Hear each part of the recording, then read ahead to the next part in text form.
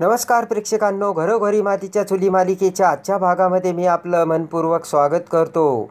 त्यामध्ये आता सिटी हॉस्पिटलच्या समोर शेतकरी समितीचे सगळे लोक तिथे आता ऋषिकेशकडे पैसे मागण्यासाठी आलेले असतात आणि ऋषिकेशला ते त्याच ठिकाणी पैसे देण्यासाठी आता सांगत असतात. तर तेवढ्यात गाडीतून हात करत थांबा असे म्हणत सयाजीराव तिथे येतात आणि त्यांच्याकडे बघत म्हणतात की अरे, तुम्ही काय लाज शरम विकून खाल्ली की काय? आणि ही काय पैसे मागायचं ठिकाण आहे का? तुम्हाला कळतंय का? आणि तुमचा माल बाजार समितीमध्ये आहे तसाच आहे आणि जो भाव मी सांगेल ना त्याच भावात माल विकेल. तेव्हा पैसे काय कुठे जाणार आहेत का? आज ना उद्या पैसे येतीलच ना तुम्हाला. तेव्हा आता सयाजीराव म्हणतात की हे बघा, नाना अजून शुद्धीवर आलेले नाही आहेत. तुम्हाला वेळ प्रसंग काही कळतोय की नाही? तर आता जा, तुमचे पैसे तुम्हाला मिळतील. ते ऐकताच आता सगळे शेतकरी सयाजीरावच्या पाया पडत म्हणतात की तुम्हीच आता आमचे मालक आणि तेथून निघून जातात. त्यानंतर आता सयाजीराव डॉक्टरांना हात बोलून सांगतात की डॉक्टर, आमच्या लोकांमुळे तुम्हाला त्रास झाला त्याबद्दल माफी मागतो. तर डॉक्टर ठीक आहे असे म्हणत निघून जातात. तेवढ्यात ऋषिकेश पुढे येत सयाजीराव म्हणतो की सयाजीराव, खरंच वाढीव किमतीला माल विकला गेला? तर आता लगेचच सयाजीराव म्हणतात की हो. आणि ऋषिकेश, हे बघा, स्वप्न याच गोष्टीचं बघायचं असतं की जे अशक्य नाही. जे अशक्य असेल ना ते स्वप्न बघायचं. तेव्हा समध्या गोष्टी कशा आपल्या मनासारख्या होतात असे सयाजीराव ऋषिकेशला बोलतात. तेव्हा आता सयाजीराव म्हणतात की अहो ऋषिकेश, मी तुम्हाला सांगत होतो माझ्याकडे आहे ना सगळं, पण तुम्हाला माझ्यावर विश्वासच नव्हता. तुम्हाला फक्त तुमचंच दिसत होतं. सयाजीराव म्हणतात की बाहेर कोणी जरी आणलं ना त्याच्याशी काही घेणं नाही आहे. आपल्या शेतकऱ्यांना मुबलक पैसा मिळणार हे महत्त्वाचं आहे. तेवढ्यात आता ते ऐकून ऐश्वर्या पुढे येत म्हणते की बरं झालं अण्णा, तुम्ही रणदिवेवरचं खूप मोठं संकट बाजूला केलं. तर आता सयाजीराव म्हणतात की पोरी, असं काय करतेस? माझं ते कामच होतं. तर आता सयाजीराव सुमित्राला म्हणतात की आले का नाना शुद्धीवर? तेव्हा आता सुमित्रा म्हणते की नाही ना, अजून ते शुद्धीवरच आले नाहीत. तर ऐश्वर्या म्हणते की आता लवकर देवासमोर साखर ठेवायला पाहिजे, नाना लवकरच शुद्धीवर येतील. तेव्हा आता सयाजीराव म्हणतो की मी कामाचं बघून घेतो, तुम्ही नानांकडे लक्ष द्या. आणि म्हणतात की ऋषिकेशराव, चला बाजार समितीकडे सगळ्यांचं लक्ष लागलंय, तिकडे जायला हवं. आणि आमचे सारंगराव जावई बापू, तुम्ही बी चला. तर सारंगसुद्धा खूप खुश होतो आणि लगेचच सयाजीराव सगळ्यांना हात जोडून नमस्कार करत आता तेथून जाऊ लागतात. आणि आता लगेचच ऐश्वर्या ही जानकीकडे बघते. तर सुमित्राला घेऊन ऐश्वर्या आतमध्ये येते. तेव्हा आता सुमित्रा म्हणते की ऐश्वर्या, अगं बरं झालं तुझे बाबा अगदी वेळेला आले, नाही तर आमच्या अगदी गळ्याशी आलं होतं. ऐश्वर्या म्हणते की आई, आता मी आले ना, तुम्ही काही काळजी करू नका, सगळं आपल्या मनासारखं होईल असे म्हणत आता ऐश्वर्या सुमित्राला धीर देते. तर जानकी ते सगळं बघत असते. त्यानंतर ऐश्वर्या सुमित्राला म्हणते की आई, मी आलेच बरं का. आणि ऐश्वर्या आता नानांच्या रूमकडे जाऊ लागते. तेवढ्यात आता जानकी ही ऐश्वर्याला बघताच विचार करते की ऐश्वर्या, तुझा मी कोणताही डाव आता यापुढचा सफल होऊ देणार नाही. जानकी विचार करते की ऐश्वर्या, तू आता नानांच्या जीवाशी खेळू शकत नाही. तर तेवढ्यात शर्वरी सुमित्राला पाणी घेऊन येते. तर ताबडतोब जानकी ही आता ऐश्वर्या पाठोपाठ जाते. इकडे पाणी पीत सुमित्रा म्हणते की शरू, बघितलं का, ऐश्वर्यामुळे आज आपल्यावरचं खूप मोठं संकट टळलं. तर आता शेरू म्हणते की संकट टळलं ते जाऊ दे, पण अगोदर नानांना कोणी ढकललं ना ते बघ, त्याचा शोध लाव. तेव्हा आता लगेचच सुमित्रा म्हणते की ऐश्वर्या सांगत होती. तर तेवढ्यात शर्वरी म्हणते की तिचं राहू दे गं, ती आत्ता आली, पण तू तुझ्या मनाला विचार, खरंच जानकी वहिनी असं काही करेल तुझ्या मनाला वाटतं का? शर्वरी म्हणते की ऐश्वर्या, लाख म्हणू दे की जानकी वहिनीने हे सगळं केलं, पण माझा तिच्यावर अजिबात विश्वास नाही आहे. लगेचच आता सुमित्रा म्हणते की पण शेरू, जानकी आता पूर्वीसारखी राहिली नाही बरं का, ती खूप बदलली. तेव्हा आता शर्वरी म्हणते की हे बघ आई, माणसाचं वागणं बदलू शकतो पण तिचा स्वभाव नाही. शर्वरी म्हणते की काही जरी झालं ना, पण खरं काय आहे ते लवकरात लवकर शोधायलाच हवं. सुमित्रा म्हणते की खरं सांगू का शेरू, आता पूर्वीसारखा माझा जानकीवर एवढा विश्वासच राहिलेला नाही आहे. सुमित्रा म्हणते की पण आता या परिस्थितीतून नेमकं खरं काय झालं नाही हे फक्त नानाच सांगू शकतात. तेव्हा काही जरी झालं तर नाना शुद्धीवर यायला हवेत. इकडे आता ऐश्वर्या ही नानांच्या रूममध्ये येते आणि नानासमोर येत नानाचा हात हलवून पुन्हा खाली टाकते. त्यानंतर अंगाऱ्याची पुडी समोर धरत आता ऐश्वर्या म्हणते की काय नाना, तुमच्यासाठी हा अंगारा तुमच्या लाडक्या सूनबाई जानकीने आणलाय. आणि मोठ्याने आता ऐश्वर्या हसू लागते. नाना आता बेशुद्धच असतात. त्यानंतर राग येऊन ऐश्वर्या आता नानासमोर येत म्हणते की नानासाहेब, तुमच्या लाडक्या जानकीला मी लाथ मारून घराबाहेर काढेल आणि कधीच मी तुम्हाला सुद्धा शुद्धीवर येऊ देणार नाही. त्यानंतर नानांकडे बघत पुन्हा विचार करत ऐश्वर्या म्हणते की पण उगीच मी काय माझी लाथ खराब करून घेऊ. तुमची बायको आहे ना, माझ्या सासूबाई, तुमची बायकोच तिला लाथ मारून घराबाहेर काढील आणि मग मी आनंदाने त्या घरात राज करील. असे आता ऐश्वर्या गोल गोल फिरत नानाच्या भोवती घिरट्या घालू लागते. आणि त्याच वेळेस जानकी तिथे आलेली असते. आणि आता रागाने जानकी ऐश्वर्याकडे बघते आणि ऐश्वर्याच्या हातातील अंगाराची पुडी घेत म्हणते की मला माहीतच होतं तू अंगारा लावणार नाहीस म्हणून. त्यानंतर आता मनपूर्वक देवी आईचं स्मरण करून ती अंगाऱ्याची पुडी उघडून जानकी आता तो अंगारा अखेर नानांच्या कपाळी लावते. ते बघून आता ऐश्वर्या ही हसू लागते.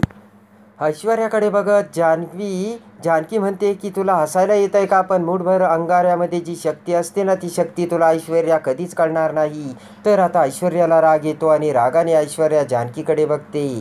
तेव्हा आता ऐश्वर्या म्हणते की हो का, पण माझ्यासाठी ही फक्त राख आहे, राख तुझ्या विश्वासाची आणि तुझ्या या सगळ्या बेइज्जतीची राख आहे. जानकी म्हणते की ऐश्वर्या, माझी स्वप्न, माझी विश्वास, माझी श्रद्धा हे कापरासारखे बुडून जाणार नाहीये.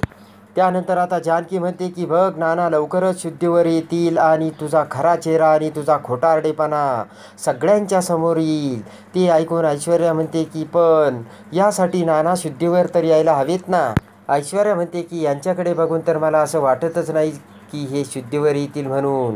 असं काही कपाळाला राख घेऊन कुणी शुद्धीवर येतं का. आता नानांच्या समोर बसत जानकी म्हणते की येणार, कारण माझ्या श्रद्धेवरती पूर्ण विश्वास आहे आणि नाना नक्की शुद्धीवर येतील. असे म्हणत आता जानकी लगेच देवी आईचे स्मरण करून देवी आईच्या पाया पडते. पण तेवढ्यात देवी आईने चमत्कार कडून नानाच्या अंगात शक्ती आणलेली असते आणि नानाचे हात आता हालचाल करू लागतात. तेव्हा ती हालचाल बघून जानकीला खूप आनंद होतो. आणि आता जानकी नानांकडे बघू लागते तर आता ऐश्वर्याला मोठा धक्का बसलेला असतो. नानांच्या पायाची सुद्धा आता हालचाल सुरू झालेली असते. आणि आता नानांच्या कपाळावर हात ठेवत जानकी हसतच म्हणते की नाना, मी जानकी आणि तुम्हाला शुद्ध येऊ राहिली. तर ऐश्वर्या अवाक झालेली असते. आणि लगेच आता रागाने आता जानकी ऐश्वर्याला म्हणते की ऐश्वर्या, तुझा खेळ आता संपला आणि बघतेस ना तू आता नानांना शुद्ध यायला लागली. आणि नाना शुद्धीवर आल्यानंतर तुझा सगळा कपटीपणा सगळ्यांच्या समोर येईल. जानकी असे रागाने जानकी आता ऐश्वर्याला बोलते. आणि आता लगेचच जानकी ऐश्वर्याला म्हणते की आता तुझ्या पापाचा घडा भरला आणि बघ आता तास मोजायला तू सुरू कर ऐश्वर्या.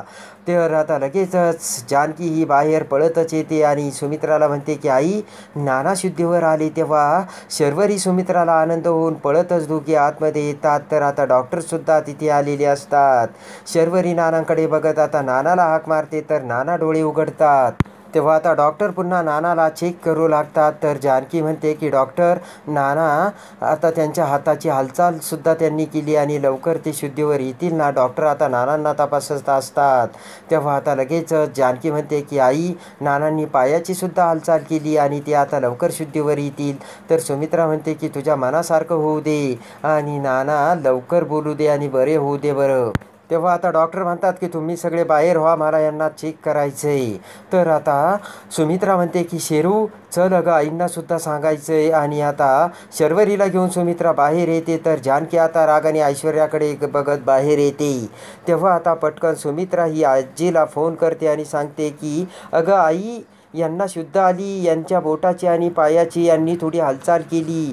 तुला माहिती आहे का, जानकी ही देवी आईच्या मंदिरात गेली होती आणि जानकीने आणलेला अंगारा लावताच नाना शुद्धीवर आले. ते सगळं बोलणं आता ऐश्वर्या ऐकते. सुमित्रा म्हणते की देवी समोर साखर ठेव बरं का आई. आणि आता सुमित्राला देखील मोठा आनंद झालेला असतो. तर पाठीमागून जानकी आता सुमित्राला चहा घेऊन येते आणि म्हणते की आई, नाना लवकर शुद्धीवर येतील तेव्हा तुम्ही आता चहा घ्या. तर आता सुमित्रा म्हणते की जानकी अगोदर तू घे. जानकी म्हणते की नाही आई, मी नानांसाठी निर्जली उपवास केला आहे. नाना जोपर्यंत शुद्धीवर येत नाही तोपर्यंत मी माझा उपवास तसाच ठेवणार आहे. तुम्ही घ्या, तुम्हाला बरं वाटेल. सुमित्रा म्हणते की बरं, पण तू लगेचच ऋषी आणि सारंगला फोन करून कळव आणि बोलावून घे. तर जानकी म्हणते ठीक आहे. आणि आता जानकी जाताच इकडे देवाचे हात जोडून सुमित्रा आभार मानते आणि म्हणते की देवी आई, नानांना लवकर शुद्धीवर येऊ दे, पण यांची जिने कुणी ही अवस्था केली ना, तिला मी अजिबात सोडणार नाही. तर पाठीमागून सुमित्राचे ऐश्वर्या ते बोलणे ऐकते आणि ऐश्वर्याला मोठा धक्का बसलेला असतो. इकडे आता जानकी फोन करून ऋषीला सांगते की नानांना शुद्ध आली. तेव्हा ऋषिकेशला मोठा आनंद झालेला असतो. तर सार्थकने आनंदाने आता देवाला हात जोडलेले असतात.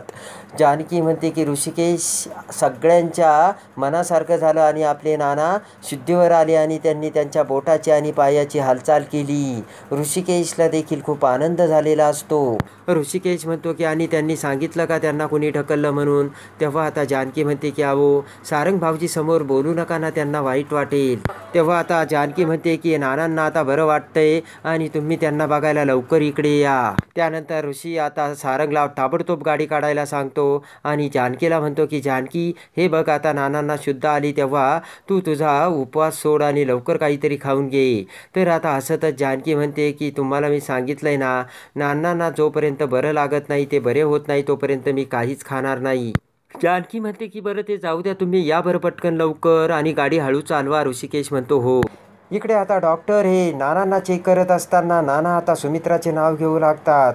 तेव्हा आता डॉक्टर म्हणतात की तुम्हाला काही सांगायचं आहे का. आणि डॉक्टर पटकन बाहेर येतात आणि म्हणतात की रणदिवे. तर जानकी आणि सुमित्रा पुढे येतात आणि म्हणतात काय झालं डॉक्टर, नाना बरे आहेत ना. डॉक्टर म्हणतात हो बरे आहे, पण त्यांना काहीतरी बोलायचं आहे, ते बोलण्याचा प्रयत्न करतात, मला काही समजत नाही. तर जानकी म्हणते की आईंना आतमध्ये पाठवलं तर चालेल का. डॉक्टर म्हणतात हो हो. तर पटकन आता सुमित्रा ही नानांकडे येते. इकडे आता सुमित्रा आतमध्ये जातात. जानकी पुन्हा आता ऐश्वर्यासमोर येते आणि म्हणते की काय, किती घाम फुटलाय, घाम पोसा अगोदर. आणि नानांना ढकलून दिले आणि नानांचा शॉल माझ्या हातावर दिला आणि मीच त्यांना ढकलले असे सांगितलंय नाही का तू आईला. आता बघ. जानकी म्हणते की ऐश्वर्या, तुझा खेळ संपलाय आता आणि पुढच्या काही तासातच सगळ्यांच्या समोर सत्य येईल आणि मग तुझी हालत काय होईल ते बघ. आणि आता इकडे सुमित्रा आतमध्ये येत नानाच्या कपाळावर हात ठेवते आणि म्हणतात की अहो काय म्हणताय तुम्ही. आणि आता नाना इकडे सुमित्राला कान करायला सांगतात आणि सुमित्राच्या कानात आता नानांनी सत्य सांगायला सुरुवात केलेली असते. इकडे आता जानकीने ऐश्वर्याला सांगितलेले असते की सत्य समोर आल्यानंतर मी पोलिसांना फोन करून बोलावणार आहे आणि माझ्यावरती उलटवायला निघालेला डाव मी तुझ्यावर पुन्हा ढकलवणार आहे, जसे तू नानांना ढकलवले ना तसा. ते ऐकून आता ऐश्वर्याची घाबरगुंडी उडालेली असते आणि ऐश्वर्याच्या कपाळातून घामाच्या धारा वाहू लागलेल्या असतात. आणि आता इकडे जानकी म्हणते की यव्हाना आईंना कळलं सुद्धा असेल की नानांना तूच ढकललंय म्हणून. तर आता नाना इकडे सुमित्राच्या कानात सत्य सांगत असतात आणि नानांचे डोळे आता किलकिले होत असतात. ते बघून सुमित्राला मोठा धक्का बसतो. इकडे आता जानकी ऐश्वर्याला म्हणते की आता तुला कळेल की घराबाहेर कोण जातंय ते. आणि आता लगेचच सुमित्रासमोर सगळ्यात मोठे सत्य आलेले असते आणि रागाने जानकी ऐश्वर्याकडे बघत आता नानांच्या रूमकडे जाऊ लागते. तर तेवढ्यात सुमित्रा दरवाजा उघडते आणि समोर आता ऐश्वर्या ही सुमित्राला दिसते. तेव्हा आता रागाने सुमित्रा ही ऐश्वर्याला हाक मारते आणि म्हणते की ऐश्वर्या. तर पाठीमागून ऋषिकेश आणि सारंग सुद्धा तिथे आलेले असतात. आणि आता रागाने सुमित्रा ही ऐश्वर्याकडे येते आणि जोराने ऐश्वर्याच्या कानाखाली मारते आणि म्हणते की नानांनी आत्ताच मला सांगितलं की जानकीने नानांना जिन्यावरून नाही ढकलले तर ऐश्वर्याने नानांना जिन्यावरून ढकलले.